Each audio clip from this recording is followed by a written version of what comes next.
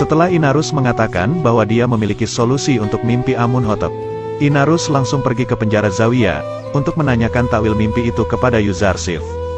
Sesampainya di sana, Inarus langsung meminta maaf pada Yuzarsif karena dia melupakannya selama 7 tahun ini dan merasa malu jika bertemu dengan Yuzarsif. Namun Yuzarsif mengatakan bahwa ia memang harus melupakan permintaan itu. Setelah itu Inarus menyampaikan maksudnya mendatangi Yuzarsif adalah untuk menanyakan arti mimpi dari Amunhotep yang tidak bisa ditakwilkan oleh para pendeta kuil di seluruh Mesir. Setelah Inarus menceritakan mimpi dari Amunhotep, Yuzarsif mengatakan bahwa dengan izin Allah yang Maha Esa, dia tahu takwil mimpinya.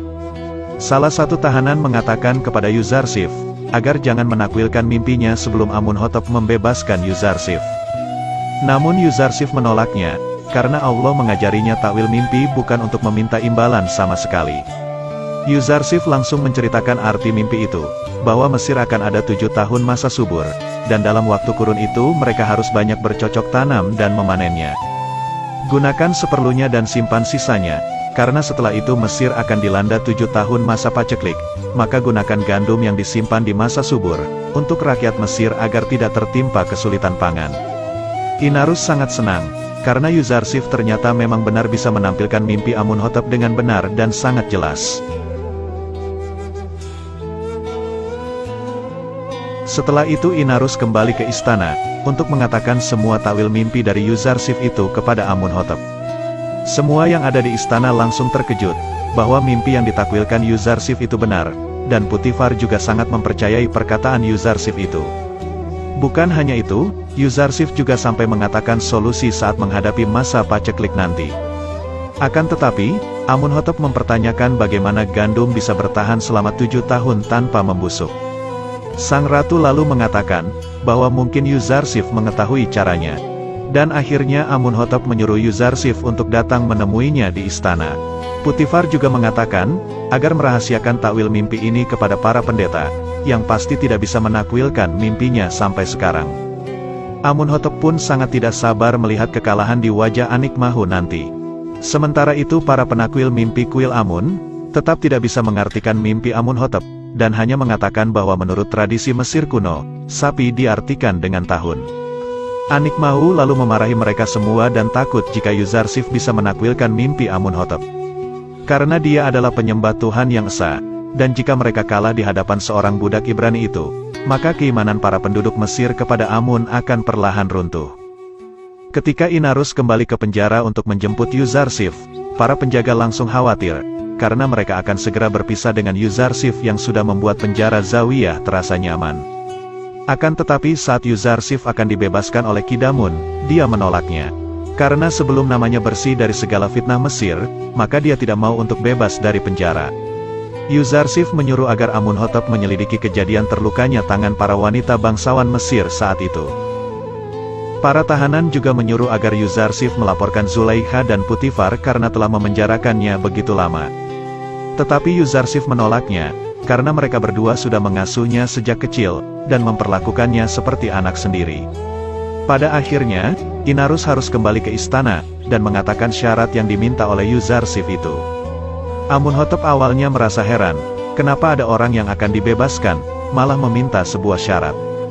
Dan ketika Inarus menjelaskan syaratnya, Putifar langsung mengatakan bahwa dia mengetahui semua kejadian itu, dan akan mengundang para wanita bangsawan ke istana untuk segera diadili. Putifar langsung memerintahkan Zulaikha untuk mengumpulkan semua wanita saat kejadian di mana para tangan wanita bangsawan Mesir terluka, untuk menuju istana menemui Amunhotep.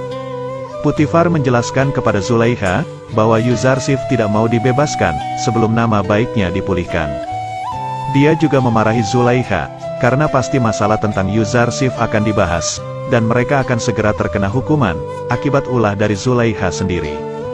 Zulaikha pun merasa bahwa dirinya kini siap dipermalukan, karena telah memenjarakan dan memfitnah orang yang tak bersalah.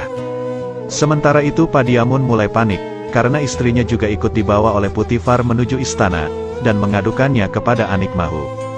Akan tetapi Anikmahu mengatakan, bahwa istrinya akan segera bebas dan tidak terkena hukuman sama sekali.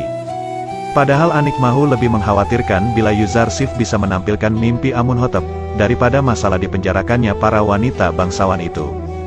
Setelah itu, para wanita bangsawan diarak bersama-sama menuju istana, tanpa menggunakan tandu sama sekali. Hal itu sontak membuat semua warga Mesir bertanya-tanya, karena biasanya mereka pergi menaiki tandu, tapi kali ini mereka harus turun ke bumi dan didampingi para tentara istana Mesir. Sementara itu Anikmahu kembali memarahi para penakwil mimpinya, karena masih belum bisa mengartikan mimpi dari Amunhotep. Dia sangat khawatir, jika nanti ditanya oleh Amunhotep, dia tidak bisa membuktikan bahwa para penakwil mimpinya hebat dan berpengalaman. Anikmahu juga sangat khawatir jika Yuzarsif sudah tahu arti mimpi dari Amunhotep, dan akan mempermalukan para pendeta di hadapan para pembesar Mesir nanti. Kembali ke istana, para wanita mulai diadili oleh Amunhotep, yang menanyai kejadian apa yang sebenarnya terjadi kepada mereka dan Yuzarsif beberapa tahun yang lalu. Para wanita itu mengatakan, bahwa mereka tidak melihat aib pada diri Yuzarsif sama sekali, dan mereka menganggap bahwa Yuzarsif bagian kesucian yang tak pernah berbuat dosa. Pada akhirnya Zulaikha mengakui bahwa sebenarnya dirinya lah yang bersalah, karena sudah terpikat dengan Yuzarsif bertahun-tahun untuk memilikinya. Namun tetap saja Yuzarsif menjaga kehormatannya dan menolak keinginannya. Para wanita bangsawan Mesir pun mengakui, bahwa ketampanan Yuzarsif bisa begitu memikat mereka, hingga membuat kesadaran mereka hilang saat mengupas sebuah jeruk. Zulaikha lalu meminta maaf atas kejadian itu kepada Amunhotep, namun Amunhotep menyuruh mereka untuk meminta maaf kepada Yuzarsif. Karena mereka sudah menyia-nyiakan hidup seorang pemuda suci. Terlebih lagi kepada Putifar dan Zulaikha yang memenjarakannya selama ini. Putifar pun mengungkapkan, bahwa dia melakukan hal itu selama ini, karena menurutnya penjara adalah cara untuk membungkam mulut-mulut kotor yang ada di Mesir. Di tengah-tengah pengadilan itu, Putifar meminta izin untuk pulang, karena sedang merasa tidak sehat. Setelah semua kejadian sudah terungkap, Amunhotep menyuruh agar para wanita itu dipenjarakan sementara, sampai ada keputusan untuk mereka semua. Dan pada akhirnya, Amunhotep menyuruh Inarus agar ke penjara, untuk segera membebaskan Yuzarsif dari sana.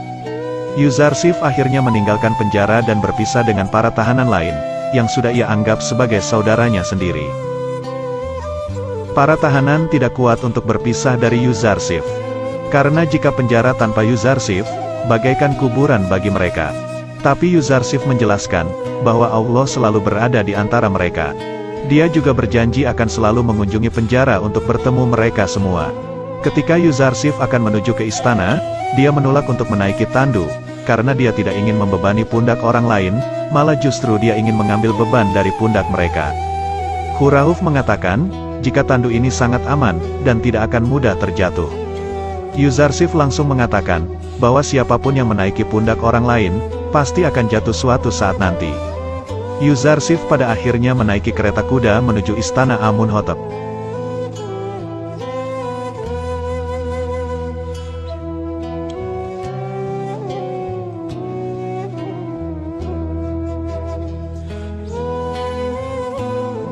Ketika sudah sampai, Hurahuf menyuruh agar Yuzarsif mandi dan berganti pakaian terlebih dahulu, agar terlihat sopan di hadapan Amunhotep. Tidak disangka di depan istana itu, juga ada Malik yang sudah menunggu Yuzarsif bertahun-tahun di Mesir. Dia menanyakan kepada Mimi Sabu, siapakah pria itu? Dan ketika Mimi Sabu menjawab, bahwa dia adalah Yuzarsif, Malik menyadari bahwa itu adalah Yusuf saudaranya, yang sudah ia jual yang puluhan tahun yang lalu. Dia sangat senang akhirnya penantian selama ini terbayarkan.